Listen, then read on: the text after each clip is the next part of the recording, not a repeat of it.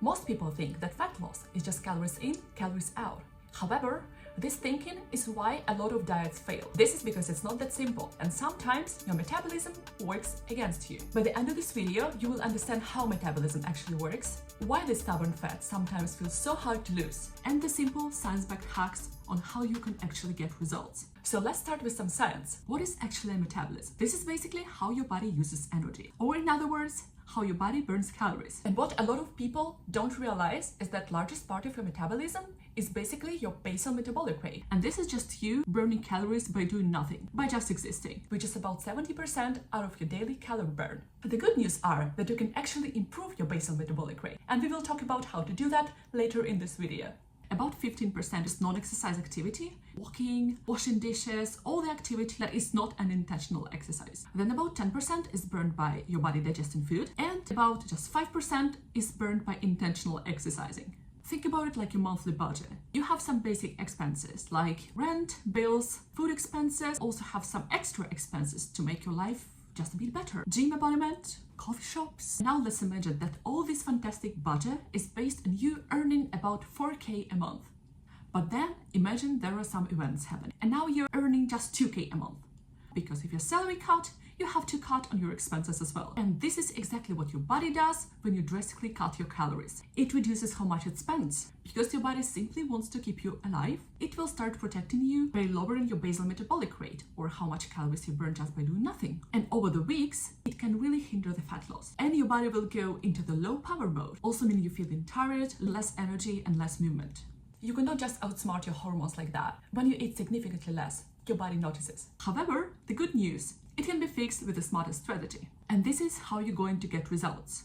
First of all, yes, we will need a calorie cut. This is what research recommends, but it should be slight. It's about 200 to 500 calories cut a day. If it's a bit easier, you can imagine to cut about 10% out of your daily maintenance. You can calculate your maintenance with this equation, which is also available on various websites, and then just do a slight calorie cut. Also, of course, the majority of your diet should be coming from nutrient-dense foods, but it doesn't mean that you have to always eat what you hate.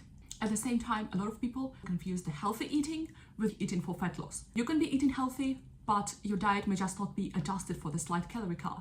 Here we can try the intuitive approach. A lot of calories are contained, for example, in oil, and your calories can be slightly reduced just by using a spray bottle for oil, for example. If you just struggle to cut your calories intuitively, counting calories is always the option. What is really important is to create macronutrient balance. You should be eating enough protein for muscle building and preservation, also include some healthy fats for hormones, and fill up the rest of your plate with mostly healthy carbs for energy. Here is a little sketch of the easiest way to calculate it.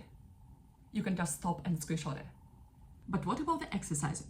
You may have heard that a lot of people recommend strength training or gym training, and you may ask why.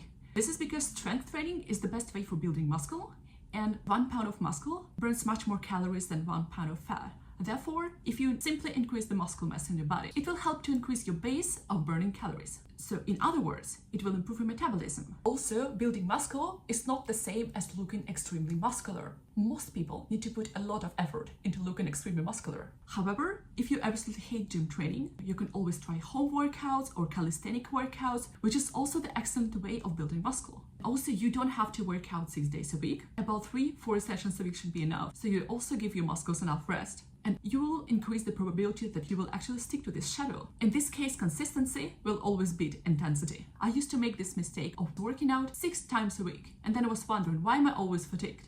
This is because my workouts did not allow for recovery. The next tip is something that a lot of people underestimate, and this is turning your daily activities into fat loss. And there are multiple ways to do that. Not everyone will be able to find 2 hours each day for simply walking around.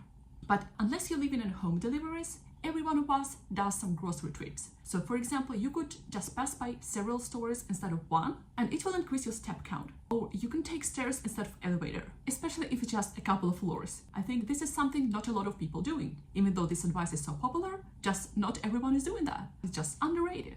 And instead of spending 1 hour inside the coffee shop with a friend, take the coffee outside and walk around talking. And then the time flies, and you actually add a lot of steps. Believe me, this can be very enjoyable even in winter times. The next tip is to do your best to manage your stress and sleep better. Constant lack of sleep and chronic stress increases the level of a stress hormone, which in turn will lead you to crave more sugar and more junk food. In other words, fixing your sleep and stress levels will simply fix your appetite. Of course, we are not living in the perfect world, but the thing is that you should maximize your effort, not adhere to exceptionally perfect schedule. There are, for example, some hacks how you can manage your sleep better.